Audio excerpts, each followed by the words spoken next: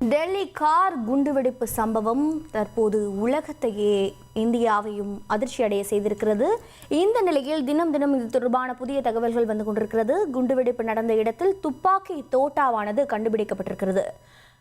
November 10 Delhi Sengottai car குண்டுவெடிப்பு சம்பவம் தொடர்பாக தற்போது துப்பாக்கி தோட்டா கண்டுபிடிக்கப்பட்டிருக்கிறது. மேலும் விவரங்களை செய்தியாளர் பாரதி ராஜா வழங்கி கேட்கலாம். பாரதி ராஜா வணக்கம். தற்போது இந்த துப்பாக்கி தோட்டாவானது கார் வெடிப்பு நடந்த எந்த பகுதியிலிருந்து கைப்பற்றப்பட்டிருக்கிறது? என்ன தகவல் காவல்துறை விளக்கம் அளித்திருக்கிறார்கள்?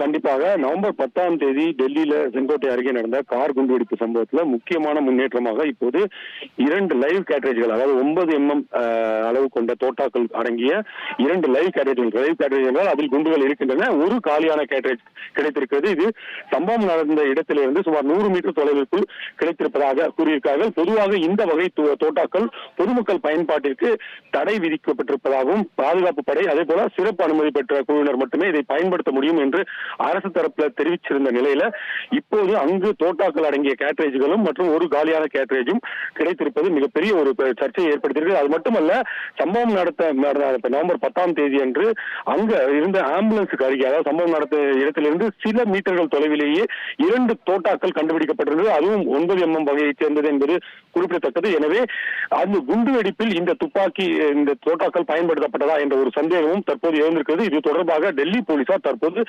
தீவிரமாக விசாரணை நடத்தி வருகிறார்கள். மேலும் அந்த பகுதி முழுமையான அலசலுக்கு, என்றால் அன்றைய தினமே நாம் பார்த்தோம், ஒவ்வொரு அங்குலமாக அந்த ஃபாரன்சிக் எக்ஸ்பர்ட் அப்படின்னு சொல்லுவாங்க, அவங்க வந்து ஒவ்வொரு அங்குலமாக என்னென்ன ஆதாரங்கள் கிடைக்கும் அப்படின்னு தேடி வந்த நிலையில இது ஒரு முக்கிய ஆதாரமாக பயன்படுத்தப்படுகிறது. இந்த தோட்டாக்கள் எந்த வகை துப்பாக்கிக்கு பொருந்தும் என்பதும் ஆய்வு செய்யப்பட்டு அந்த துப்பாக்கியில் எதுவும் லைசன்ஸ் அனுமதியுடன் தரப்பட்டிருக்கிறதா, யார் பயன்படுத்தியது என்ற விவரங்களை எல்லாம் தற்போது போலீசார் சேகரித்து வருகிறார்கள்.